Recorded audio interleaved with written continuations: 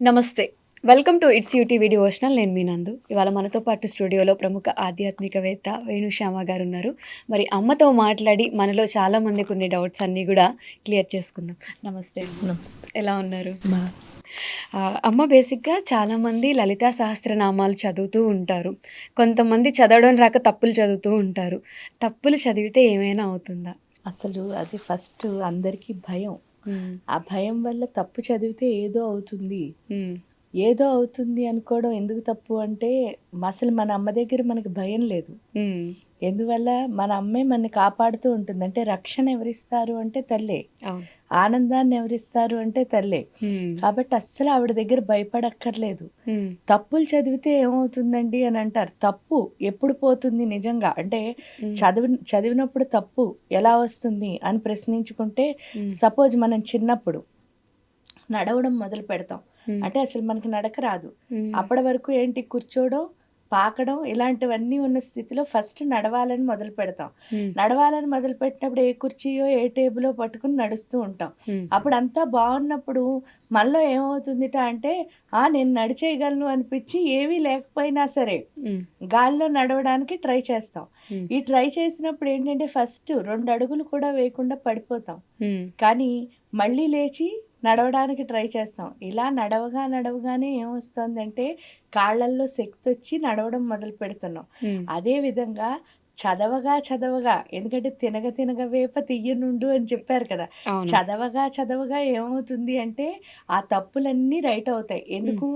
ఆ దేవత యొక్క శక్తి ఎప్పుడైతే మన లోపల ప్రవేశిస్తుందో ఆ ప్రవేశించడం ద్వారా తప్పులు కాస్త రైట్ అయిపోతాయి. అందుకే ఆవిడని ఏమని పిలుస్తారు అంటే మాతృకావర్ణ రూపిణి.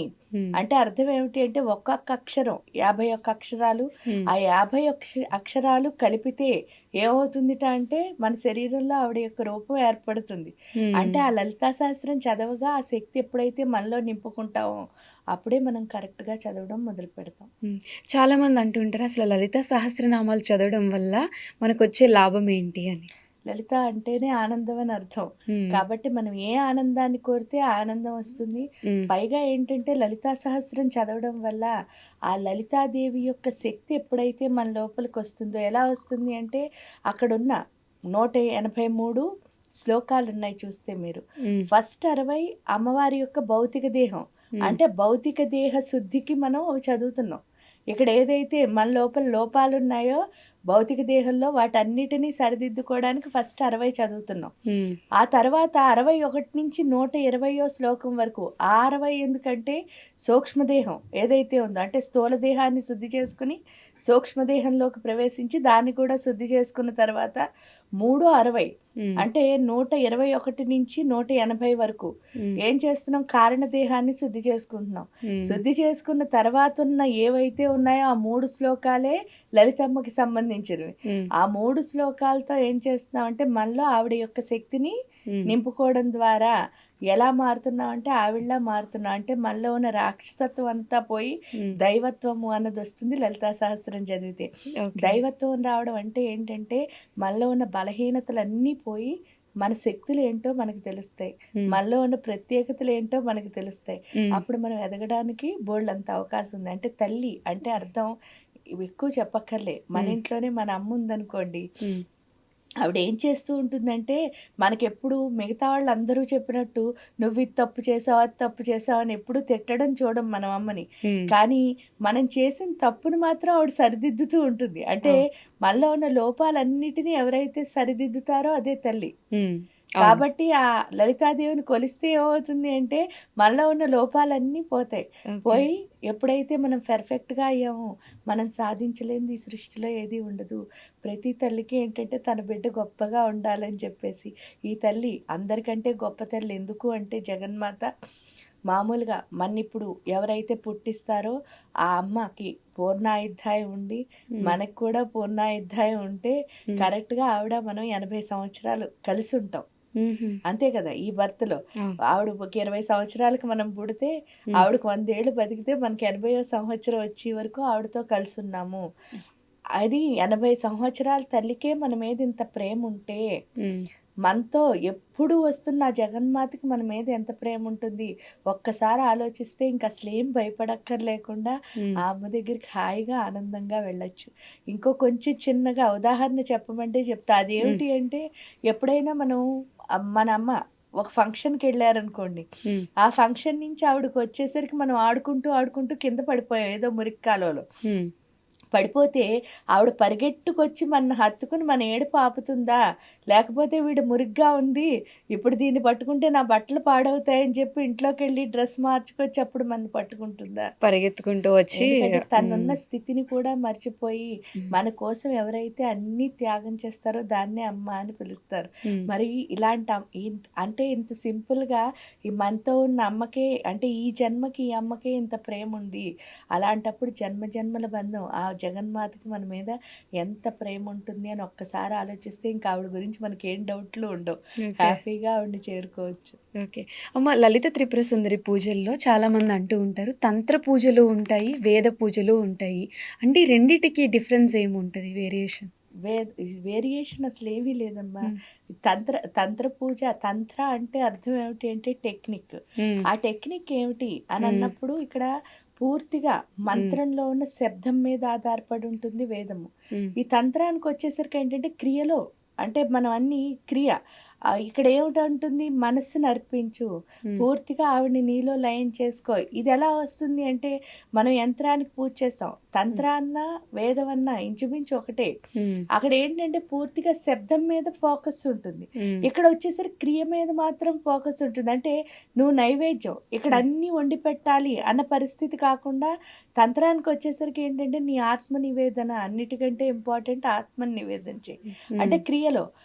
పైగా ఇక్కడ అంతా తంత్రమే. ఎందుకు తంత్రం అని చెప్తున్నారు అని అన్నప్పుడు మీరు చూడండి, ఇంకా ఎందులో అయినా సరే ఇప్పుడు సపోజ్ నాకు ఆకలేసింది అనుకోండి, మీరు తింటున్నారు ఎదురుగుండా కూర్చుని, నా ఆకలి తీరుతుందా? లేదు. నాకు దాహం వేస్తే నేనే తాగాలి.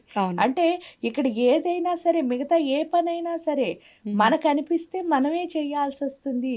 కానీ ఒక్క పూజ మాత్రం ఏమిటి అని అంటే ఆధ్యాత్మికత ఏదైనా కూడా ఇప్పుడు నాకేదో ఒంట్లో బాగాలేదు, నేను లేవలేకపోతున్నాను, అప్పుడు నా తరఫున మీరు పూజ చేసినా సరే అది ఏమవుతుంది, ఫలితం అన్నది వస్తుంది కదా. దాన్నే తంత్రం అంటారు. అంటే మంత్రంతో మీరు చేస్తే ఫలితం ఎవరికి వస్తుంది? నాకు వస్తుంది. నేను నా పేరుతో చేస్తున్నారు కాబట్టి. అంటే అర్థం ఏమిటి అంటే ఆ టెక్నిక్ ఏదైతే ఉందో దాన్ని తంత్రము అంటున్నారు. మరి నాకు ఆకలిస్తే అలా అవటం లేదే, మీరు చేస్తే నాకు భోజనం నాకు ఆకలి తీరట్లేదు కదా, కానీ నా తరఫున మీరు మంత్రం చేస్తే నాకు ఫలితం వస్తుంది. ఈ టెక్నిక్నే తంత్రము అంటారు. ఓకే. కాబట్టి రెండు చెప్పాలంటే ఇంచుమించు ఒకటే. కానీ అక్కడ ఏంటంటే శబ్దానికి ప్రాధాన్యత ఉంటుంది, ఇక్కడ క్రియకి ప్రాధాన్యత ఉంటుంది. అంతే డిఫరెన్స్. ఓకే. నిత్యం లలిత అమ్మవారి ఉపాసన ఎలా చేయాలమ్మా? నిత్యం లలిత అమ్మవారి ఉపాసన అంటే ఆత్మ సమర్పణే. ఎందుకు అంటే ఇక్కడ శ్రీ విద్య ఉపాసన అంటేనే భావన ఉపనిషత్తు అని అంటారు. అంటే ప్రతి క్షణం ఆవిడని అనుభవించడమే శ్రీ విద్యా ఉపాసన అంటే. అంటే ఆ లలితమ్మని మనం పూజించాలి అంటే ప్రతి దాంట్లోనూ ఆవిడని చూడగలగాలి. ఆ స్థితి రావాలి అంటే ఫస్ట్ ఏంటి అంటే మనలో మనం ఆవిడని చూసుకోగలగాలి.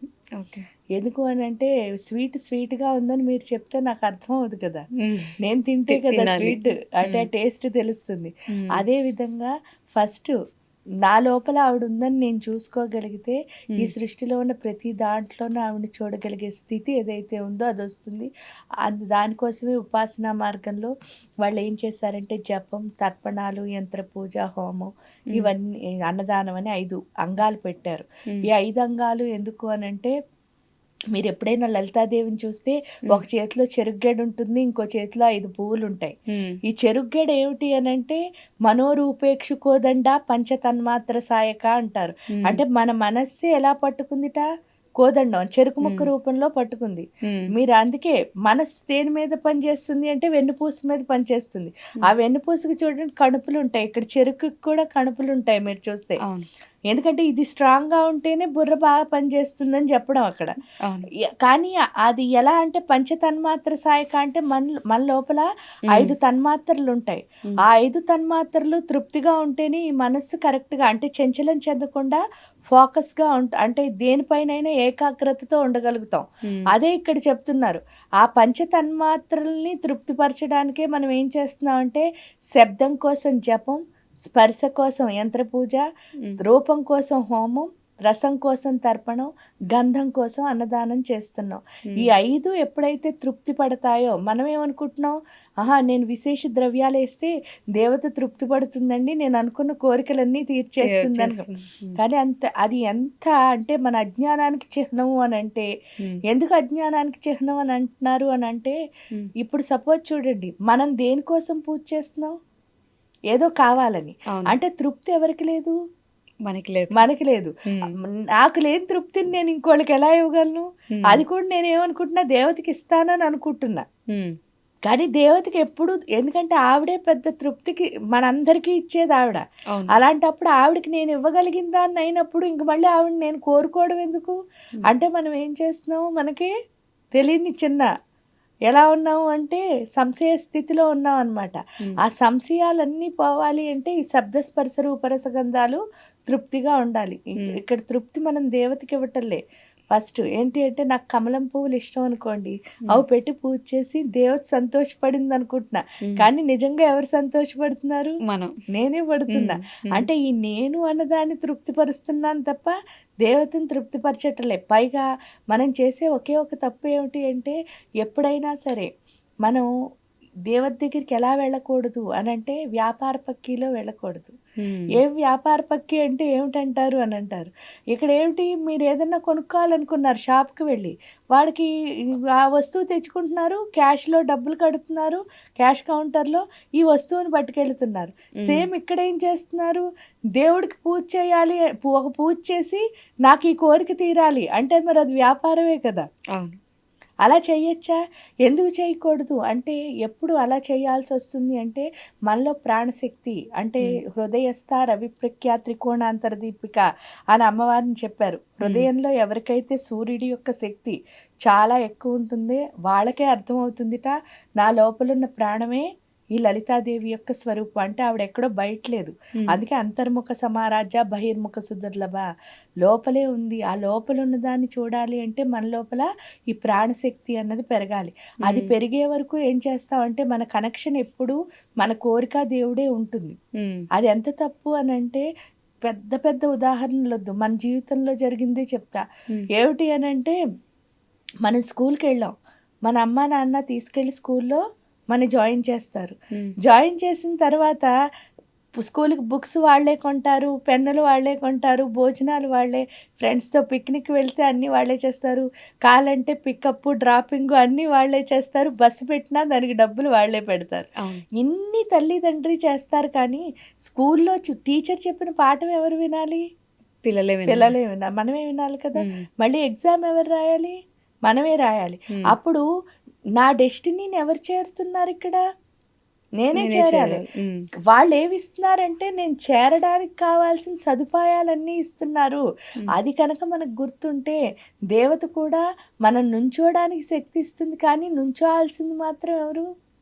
మనమే. మనమే. హ్మ్. చేరుకోవాల్సింది ఎవరు డెస్టినీని? మనమే. మరప్పుడు నా కోరిక తీర్చకపోతే దేవుడు లేడు అంటే అది తప్పు కదా! హ్మ్. దేవుడికి నా కోరికకి అస్సలు సంబంధం లే.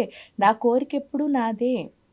దేవుడు ఏం చేస్తాడు అంటే మనకు కావాల్సిన ఎనర్జీ ఇస్తాడు. హ్మ్.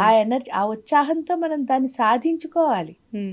అంతే తప్ప పైగా ఇంకొక పాపం ఏమిటి అంటే ప్రతిసారి దేవుడిని తిడతారు. అవును. ఏంటంటే నా కోరిక తీరలేదంటే నువ్వు లేవు అని. దేవుడు లేడు అంటారు. హ్మ్.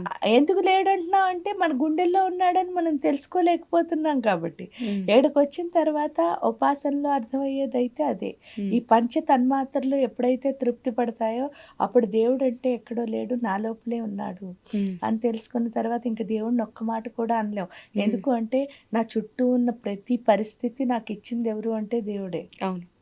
అన్ని బెస్ట్లే ఇస్తారు. మీ మీ అమ్మగారు నాన్నగారు మీరు కోరుకున్న దానికంటే మంచివి మీకు ఇస్తారు. అలాగే శివాశక్తులు కూడా మనం కోరుకున్న దానికంటే మనకి బెస్ట్ ఇస్తారు. ఆ బెస్ట్ని యూజ్ చేసుకోలేకపోవడం మన తప్పు తప్పితే దేవుడి తప్పు కాదు. కాదు. అది ఇక్కడ అర్థమవుతుంది మనకి ఈ సరే. ఉపాసనలో పూజ చేయడం ద్వారా. అవును. అవును.